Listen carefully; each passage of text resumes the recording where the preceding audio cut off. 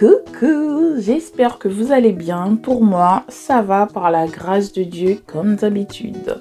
Suite à la demande de certaines personnes, je partage aujourd'hui l'astuce de la poudre d'aloe vera, très facile à réaliser. Vous connaissez déjà les bienfaits de cette plante, ce n'est même pas la peine de vous la présenter. C'est une plante hydratante et guérissante qui soigne beaucoup, pour ne pas dire toutes les maladies, que ce soit pour les cheveux, pour la peau et pour notre intérieur. Cette plante est juste miraculeuse. Selon la réalisation choisie, vous pouvez obtenir une poudre assez blanche ou très foncée. D'accord? C'est parti pour la démonstration. Alors, pour commencer, je lave ma feuille d'aloe vera et je coupe les extrémités pour enlever les côtés piquants et enlever les bouts.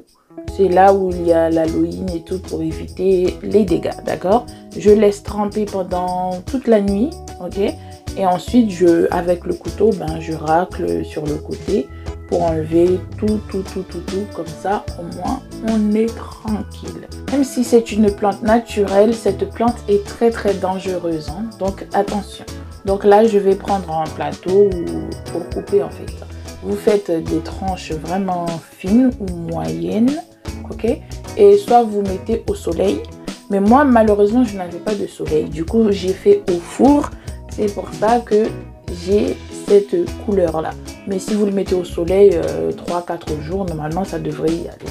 Ok? Là, je vais faire, parce qu'à ma façon ici, bon. Mais le soleil, c'est encore mieux, d'accord? Je vous conseille le soleil si vous avez le temps.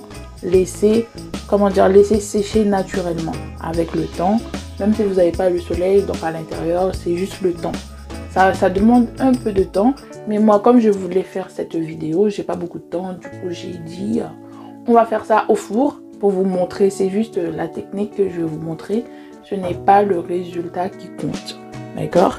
Donc, vous faites à votre façon. Comme je vous dis, vous pouvez faire avec le soleil ou au four. Mais je vous conseille plutôt le soleil. Voilà, le gel, il est tellement... Bref, vous connaissez la plante, hein? Donc là, je vais étaler tout ça sur un plateau. Soit vous mettez ça directement au soleil. C'est pas soit vous devriez mettre ça au soleil. Je vous le conseille, s'il vous plaît. Selon vos désirs, vous pouvez aussi enlever la peau si vous le désirez. Mais moi, je voulais garder toute la plante, ok, avec la peau. Parce que ma plante, elle était quand même assez en bonne santé. Sauf que là, au bout, j'avais un morceau qui avait un peu les parties noires. Là, si vous pouvez les éviter, pardon, faites. Mais la partie verte, là, c'est encore mieux, vous voyez. Ok? Donc, bref, là, je vais mettre ça au four. Et malheureusement, j'avais augmenté trop fort le four parce que j'étais pressée. Mais ne faites pas comme moi. Donc, vous laissez sécher et ensuite, vous mixez. D'accord? Vous mixez et vous allez avoir une poudre. Vous mixez pour avoir une poudre assez fine comme ça. Cette poudre, vous pouvez l'utiliser dans toutes vos préparations, que ce soit pour la peau et pour les cheveux. Vous mettez une petite quantité. Malheureusement, je n'ai pas eu beaucoup parce que si vous voulez beaucoup plus, il faut beaucoup plus. Ok? Encore une fois, au soleil, vous aurez une poudre beaucoup plus blanche. Et là, je voulais faire un masque. J'ai juste mis un peu d'eau chaude. Je mélange avec une cuillère à café de poudre. Et c'est tout. J'applique ça sur mon visage et voilà, j'ai un masque pour le visage. Et pour les cheveux, en fonction de vos désirs, vous mélangez et c'est tout. Donc bisous, bye bye.